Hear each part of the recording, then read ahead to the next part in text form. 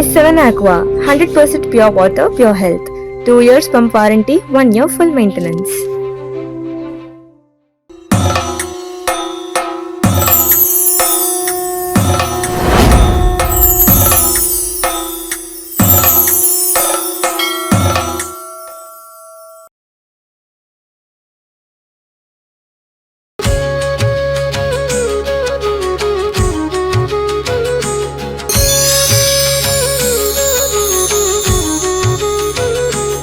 யார்கிட்டையும் எதுவும் வச்சுக்க மாட்டீங்க. என்னை யாரும் எதுவும் சொல்லக்கூடாது, நான் யாரையும் எதுவும் சொல்ல மாட்டேன். அது மாதிரி கொள்கை உள்ள நீங்கள். வார்த்தைகளால் நீங்கள் பிறரை காயப்படுத்தாதீர்கள். ஏன்னா 7ல் இருக்கக்கூடிய சந்திரனுடைய ஒளிக்கதிர் இங்கேயும் இருக்குது. உங்களை தூண்டி விடும், பேச வைக்கும். உங்களுடைய வாழ்க்கையை பொறுத்தவரையும் மிக அற்புதமான நேயர்கள். அடித்தால் வாங்கி கொள்வீர்கள், ஆனால் சொல்லால் அடித்தால் உங்களால் வாங்க முடியாது. துவண்டு போயிடுவீங்க. ஆடை உடுத்தி பயணம் செய்வது உங்கள் பெரிதல்ல. அந்த கொள்கையை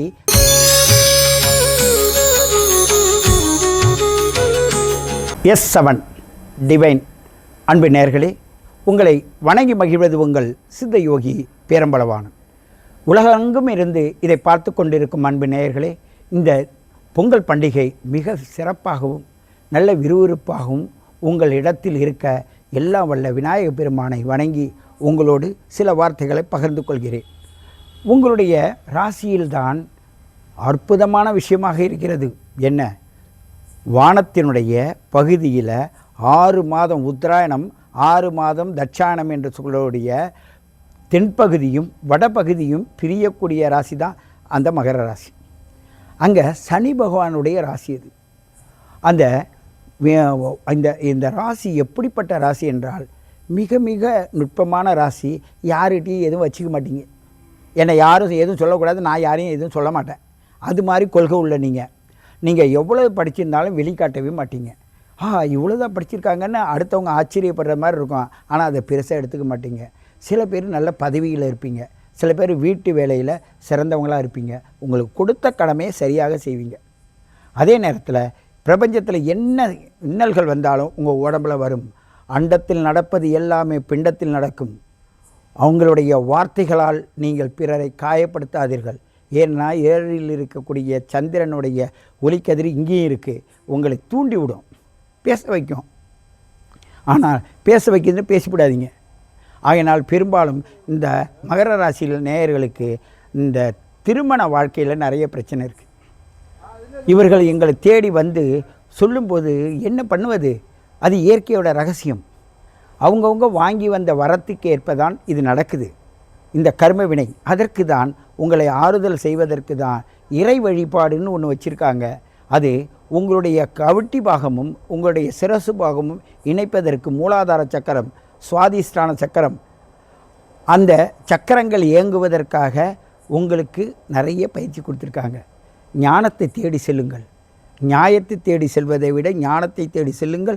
ஞானம் உங்களுக்கு நியாயத்தை தெளிவுபடுத்தும்.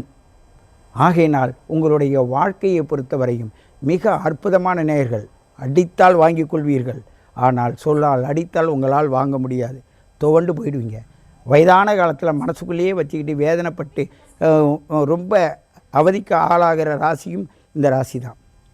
ஒரு மனிதனை பிள்ளைங்களை நல்லா உயர்த்தி போவதற்கு வேண்டிய வழிகள்லாம் செய்வீங்க. நீங்கள் அவங்களுக்கு ஒரு பாடமாகவும் இருப்பீங்க. படித்தது கம்மியாக இருந்தாலும் அவங்கள பதவி போக்க அளவுக்கு நீங்கள் அவங்கள படிக்க வைப்பீங்க. அவ்வளோ திறமை வாய்ந்த ராசி தான் அந்த ராசி.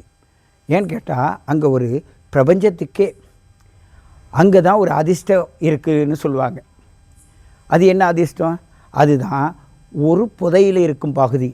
அந்த புதையில் தான் வெளிப்படையாக சொல்லப்போனால் திருப்பதி வெங்கடாஜலபதியோட அனுகிரகமும், அதே உங்களுடைய பயணம் கால்நடையாக சென்று அந்த கேரளாவிற்கும் தமிழ்நாட்டிற்கும் இடையில் இருக்கக்கூடிய ஸ்ரீ ஐயப்ப சுவாமிகளை தரிசிக்கின்ற ஒரு பாக்கியம் உங்களுக்கு கிடைக்குது.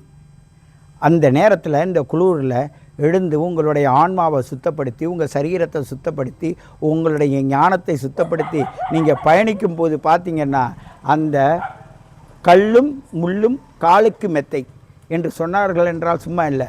அந்த காலில் என்ன நடக்குது, என்ன நடந்தது, எப்படி போனேன், எப்படி வந்தேன்னு தெரியாது. ஆனால் அதை தொடர்ந்து கடைபிடித்தால் உங்களுக்கு வாழ்க்கை மிக சிறப்பாக இருக்கும். ஆடை உடுத்தி பயணம் செய்வது உங்கள் பெரிதல்ல. அந்த கொள்கையை கைவிடாத பிடிங்க. கைவிடுவதற்கு சூழ்நிலைகள் வந்தாலும் அதை விட்டுடுங்க.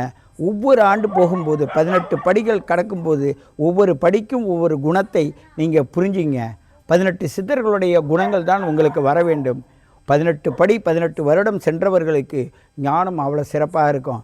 ஒரு குடும்பம் நடத்துபவர்கள் 18 வருடங்கள் வீட்டில் குடும்பம் நடத்தி வைத்தால் அவர்கள் ஐயப்பன் மலை ஏறி வந்தது மாதிரி, அந்த ஜோதியின் தரிசனம் கண்டது மாதிரி. ஆகையினால் திருவண்ணாமலையும் ஐயப்ப மலையில் இருக்கின்ற ஜோதியும் மிக சிறப்பாக கண்டுகளியுங்கள். தை மாத பொங்கலை சிறப்பாக கொண்டாடுங்கள். எல்லோரோடும் சந்தோஷமாக இருங்கள். உங்கள் பயணம் மிக சிறப்பாக இருக்கும். மூஷிக வாகனனாகிய விநாயகப் பெருமானின் பேரருள் பெற்று நீங்கள் என்றும் சீரும் சிறப்போட வாழ வேண்டும் என்று கேட்டுக்கொண்டு உங்களை மீண்டும் சந்திக்கிறேன். உங்கள் சித்தயோகி பேரம்பலவாணன்.